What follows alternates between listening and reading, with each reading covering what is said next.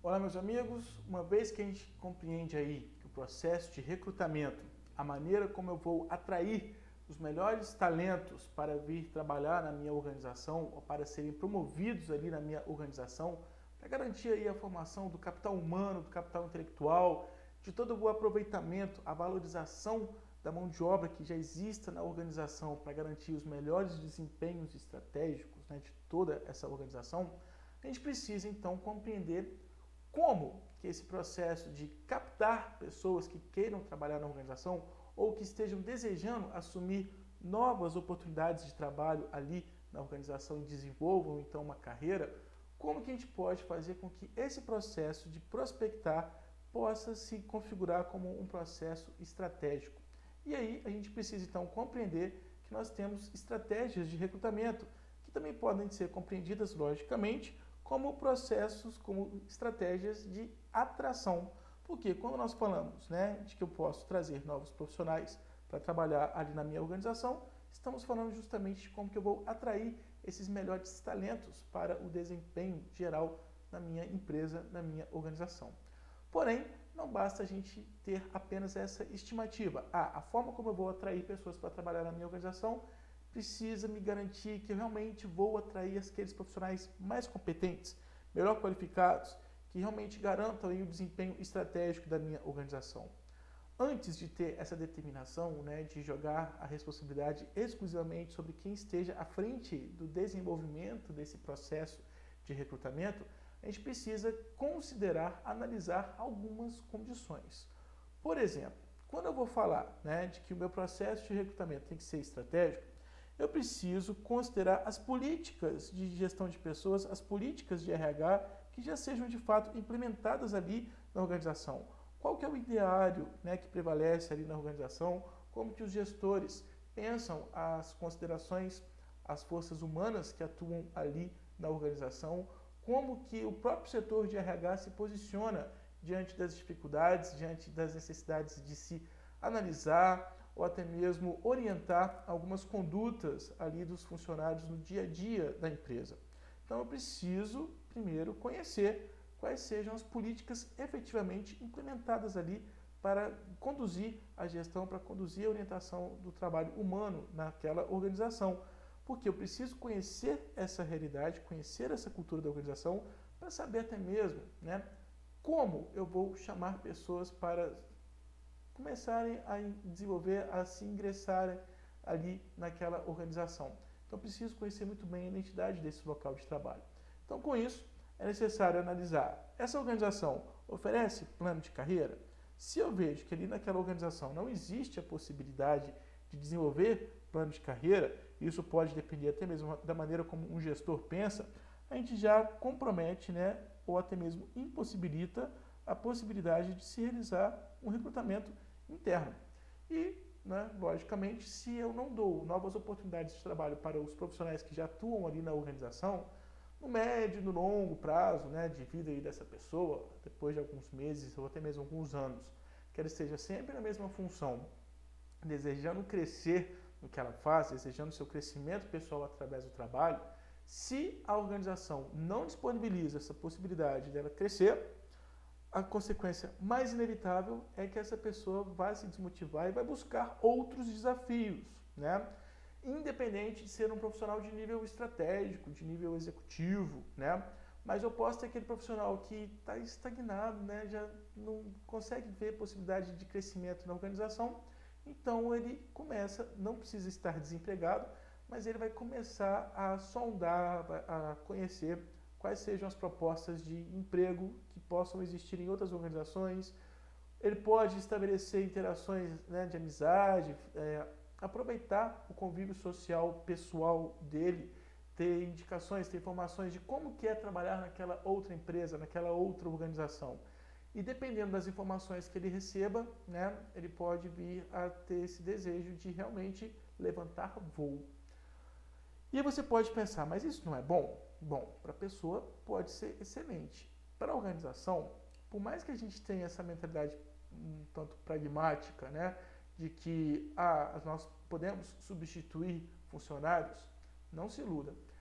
Existem alguns talentos, Existem maneiras como alguns profissionais desempenham as suas tarefas que não tem como ser facilmente substituída. Por mais que eu consiga prospectar um outro profissional muito excelente, né, mas até o tempo que eu vou levar para que esse novo funcionário ele seja treinado, ele receba todas as orientações sobre como que o trabalho deve ser realizado, né, isso já vai comprometer a qualidade do desempenho da minha organização. E eu posso ter um talento que eu jamais consigo recuperar, caso não exista essa possibilidade de plano de carreira. E se não existe a possibilidade de plano de carreira, logicamente eu não vou, né, fazer uma divulgação para o recrutamento interno. Porque se a pessoa, né, ela vai se candidatar a um processo seletivo que venha acontecer na organização, e se porventura, né, culturalmente naquela organização isso não é visto com bons olhos, a gente sabe desses comportamentos políticos que existem nos ambientes de trabalho, né, tem pessoas que ficam comentando, ah lá, pegou aquela função, já tem um salário bacana e agora ainda está desejando outra proposta de trabalho. E aí as intrigas fervem, né? Bom, infelizmente a gente sabe que isso é muito realidade em muitas empresas, em muitos casos. Então, se isso acontece, né, logicamente que eu já tenho um comprometimento, uma impossibilidade de desenvolver um recrutamento pleno, né? Até mesmo de desenvolver um recrutamento interno. Outras circunstâncias que também possam impactar sobre como que eu vou adotar a minha estratégia de recrutamento é se eu tenho que realizar o recrutamento interno, né, quando realmente eu preciso valorizar os profissionais que já estão trabalhando aqui na organização. A gente percebe, né, que é complexa a formação interna, os nossos talentos levam tempo e vários treinamentos para conseguir se aprimorar e nós já chegamos num determinado momento que temos uma maturidade nas competências desses profissionais, então eu preciso valorizar o recrutamento interno. Ou se de fato eu não tenho possibilidade de ter essa mão de obra no nosso quadro efetivo de funcionários, então eu vou realizar o recrutamento externo. Mas se eu preciso dirimir, né, desvantagens desses dois tipos de recrutamento, então nós vamos adotar o recrutamento misto, né? Ok, vamos misturar funcionários que já querem desenvolver carreira e profissionais que estão lá fora, disponíveis no mercado de trabalho, que possam ter interesse em vir trabalhar com a gente. Então, também preciso definir qual que vai ser o tipo de recrutamento que eu vou utilizar para definir a estratégia, né, de como que eu vou atrair os melhores profissionais e qual que vai ser o tipo de contrato, né, que nós estamos desenvolvendo nesse momento e se esse tipo de contrato é coerente às condições de trabalho que sejam oferecidas ali por um determinado tipo de negócio, por uma determinada organização. Veja bem, quando eu falo, né, do comércio, por exemplo, principalmente quando a gente tem no final do ano, né, quando a gente tem picos de vendas, é muito comum, já é cultural, termos lá a contratação de profissionais temporários. Em alguns casos, né, é possível aproveitar aquele funcionário que ficou ali um determinado tempo e quando ele se destaca e se realmente tem interesse da empresa, se há possibilidade da organização de oferecer uma nova oportunidade de trabalho, eu posso aproveitar aquele profissional que ficou ali temporariamente para ser depois efetivado. Isso acontece. Agora, se de fato eu estou contratando unicamente um profissional temporário, que a gente sabe que não existe mesmo possibilidade depois dele ser admitido e promovido para a organização, eu já não preciso ter um recrutamento tão criterioso. É lógico que eu preciso ter uma garantia de que estamos atraindo o profissional mais adequado ali para assumir aquela função. Mas, quando eu tenho uma tarefa estritamente operacional, que não requer tanta complexidade e que a gente sabe que aquela função vai ser assumida só por um tempo, eu consigo ter uma possibilidade de divulgar essa chamada para esse processo seletivo nas mídias de massa, né? Eu não preciso ter altos investimentos, ter uma pesquisa muito bem elaborada sobre onde exatamente eu vou achar aquele perfil tão específico que é necessário. Agora, do contrário, quando a gente precisa contratar um profissional que tenha muita qualificação, né, que tenha um domínio muito específico, porque aquela função que ele vai assumir depois de ser admitido é extremamente complexa e se não existe a possibilidade, né, de já aproveitarmos os nossos recursos humanos que nós já conhecemos, porque fazem parte do nosso quadro efetivo de funcionários, então eu vou precisar analisar muito mais, eu vou precisar ter toda uma pesquisa de mercado, eu vou precisar saber exatamente onde que eu vou divulgar essa chamada para garantir que eu vou atrair aquele profissional que é tão peculiar, né, para fazer com que ele de fato seja nosso funcionário efetivo. Então, quanto mais complexo o cargo, mais criteriosa precisa ser a chamada, né, a prospecção de candidatos para aquela função. Quanto mais operacional, né, e também se porventura for uma função temporária, eu já não preciso ter essa complexidade, um recrutamento tão analítico, né? Então a gente consegue estabelecer algumas estratégias sobre como que eu vou trabalhar essa atração de candidatos para uma oportunidade de trabalho na organização.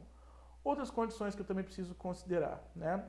Se a gente está contratando temporário, conforme eu acabei de dizer, né? Então é mais adequado para esse tipo de profissional desenvolver o recrutamento externo, né? Eu não vou admitir alguém temporariamente, né? Para depois voltar com a pessoa para a mesma função que ela estava antes. Se é para assumir uma responsabilidade de um cargo que é permanente ali na estrutura da organização e que possa até mesmo representar para os profissionais, né, que já atuam naquela organização uma possibilidade de estabilidade de emprego. Bom, se eu for admitido para esse cargo, eu sei que esse cargo é tão importante que ele não tem como ser excluído da estrutura da organização, eu já começo a ter uma certa confiança de que eu vou ficar mais tempo aqui trabalhando nessa organização. Então isso é interessante para mim. Então, se eu vou desenvolver, né, um processo seletivo para uma função que é permanente na organização, eu posso sim cogitar trabalhar o recrutamento interno. Não que eu tenha algum impeditivo para fazer o recrutamento externo, mas se é um cargo permanente, que já exige aí uma certa confiança, uma intimidade com a realidade da organização, muito conhecimento das condições daquela empresa, é mais estratégico então optar pelo recrutamento interno. E também, né, a gente pode considerar aí quando eu tenho uma função intermitente, né, não é uma função que realmente vai ser um cargo de alta complexidade, mas que me possibilita, né, se for do interesse das pessoas que já trabalham na organização, eu posso conjugar, posso conciliar o recrutamento misto, chamar pessoas de fora e também disponibilizar essa oportunidade de trabalho para os profissionais que já atuam na organização. Além disso, eu também preciso analisar qual que é a situação que a minha cultura organizacional tem revelado, né? Em alguns casos, em algumas corporações, em algumas organizações, os funcionários mais antigos, eles têm uma certa restrição com pessoas que venham de fora, né? Pode ser um aspecto cultural, da própria cultura da organização, pode ser porque aquele ambiente tem muito comportamento político, né? E as pessoas não têm muita disponibilidade para ficar contextualizando aquele local de trabalho para um recém-contratado, né? Que não conhece nada da organização, como também pode acontecer, em alguns casos, inclusive isso pode ser até exemplificado em algumas organizações públicas, né?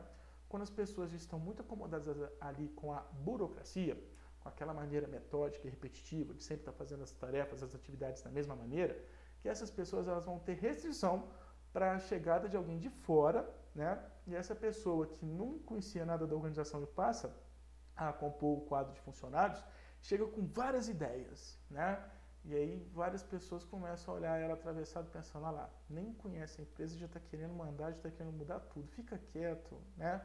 Isso quando começa a surgir até mesmo alguns conflitos aí na organização, né? Quando existe essa rejeição com aquela pessoa que quer mudar tudo porque ela tem ideias mirabolantes, porque é um sangue novo que acabou de chegar ali do mercado.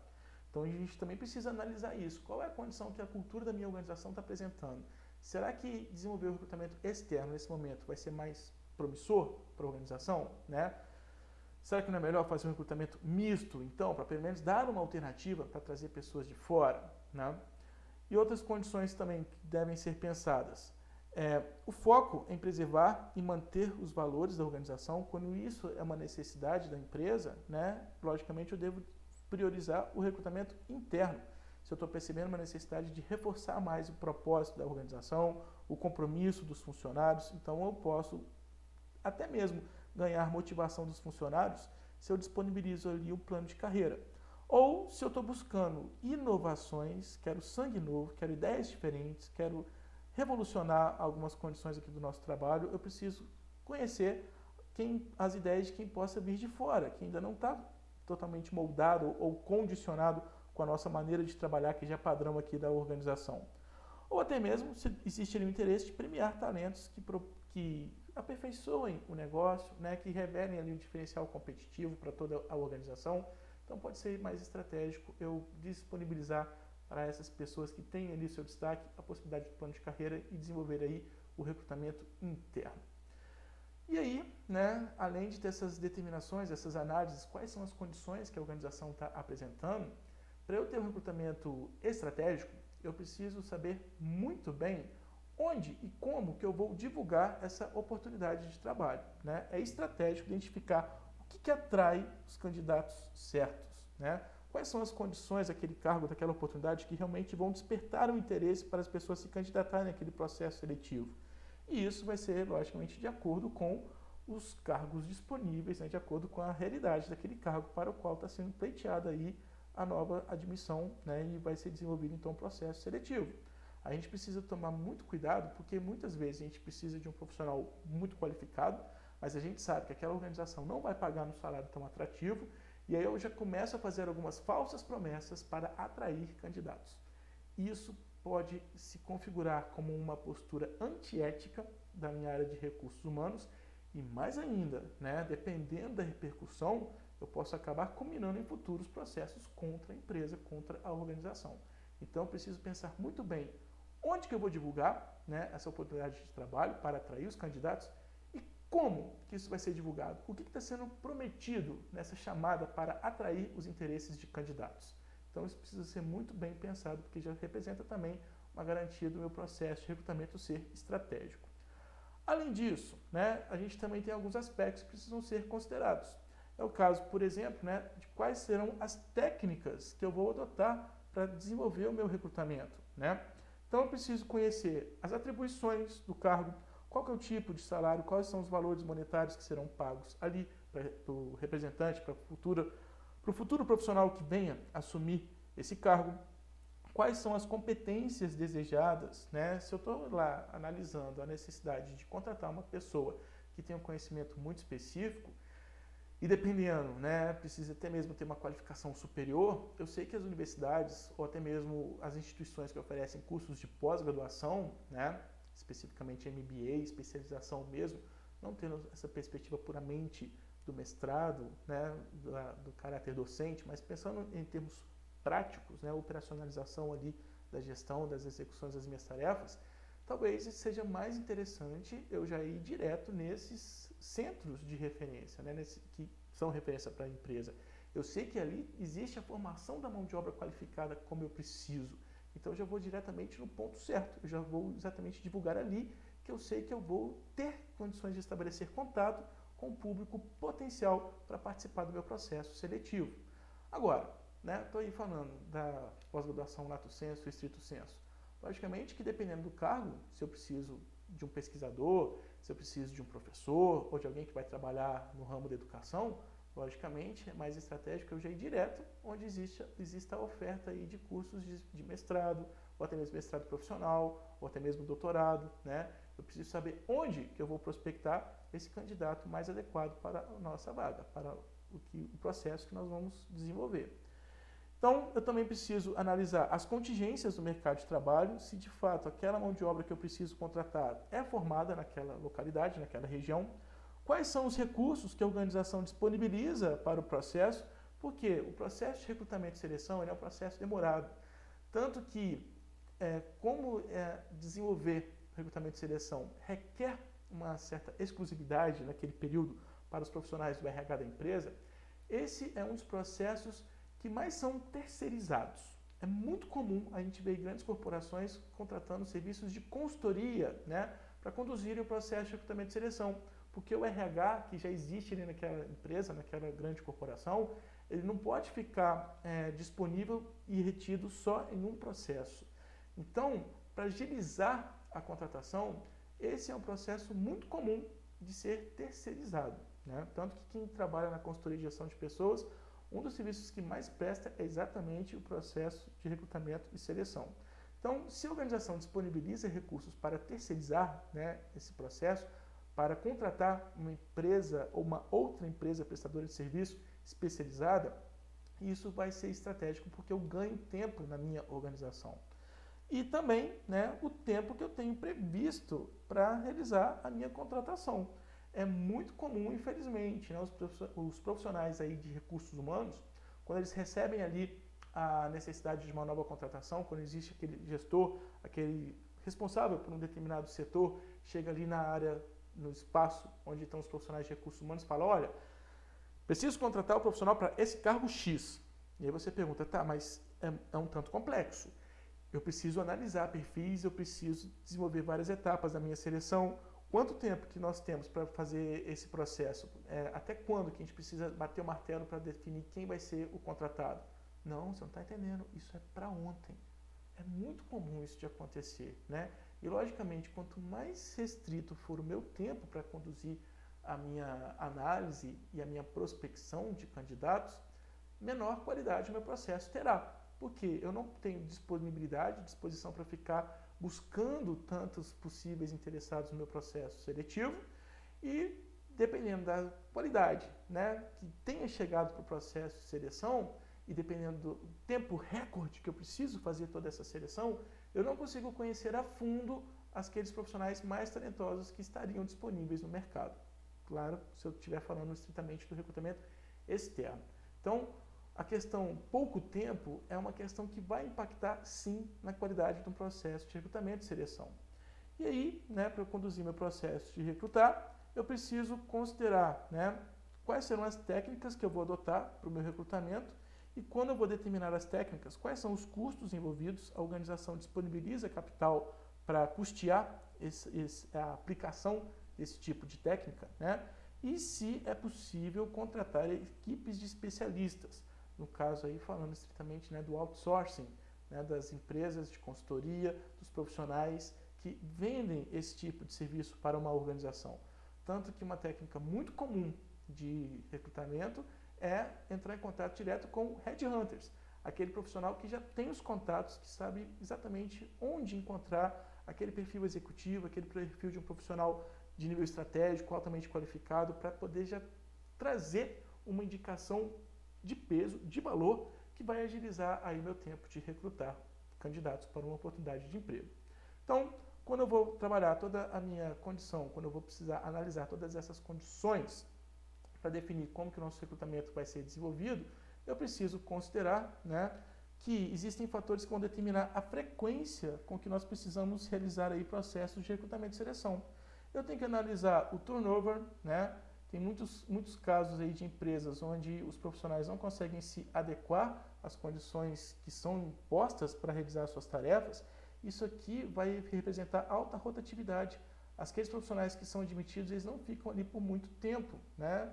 E aí eu tenho que analisar, será que isso é uma falha na maneira como eu estou trazendo novos profissionais, devido aí como eu esteja conduzindo o meu processo de recrutamento e seleção, ou de fato é uma condição que eu preciso analisar no cargo? Então eu tenho que analisar isso. Mudanças organizacionais ou até mesmo expansão da organização. Se eu estou desenvolvendo novos processos, novos produtos, ou se nós estamos crescendo, logicamente que isso vai acarretar na necessidade de novas contratações. E logicamente, se eu estou falando de novas contratações, eu vou precisar desenvolver novos processos de recrutamento. Então, de uma maneira geral, quando eu vou estabelecer a melhor técnica, a melhor forma de desenvolver o meu processo de recrutamento, eu preciso conhecer as condições da minha organização, os motivos que levaram para essa nova contratação, para essa nova admissão e onde exatamente eu vou encontrar aquele perfil adequado às condições que o cargo, né, para o qual vai ser contratada essa pessoa ou admitida essa pessoa, quais são as condições que o cargo requer. Então, perceba que o processo de recrutamento, né, ele vai desencadear no outro processo, no processo de seleção, mas ele implica no conhecimento da descrição e análise de cargos, que é um outro processo, uma outra atribuição da área de gestão de pessoas.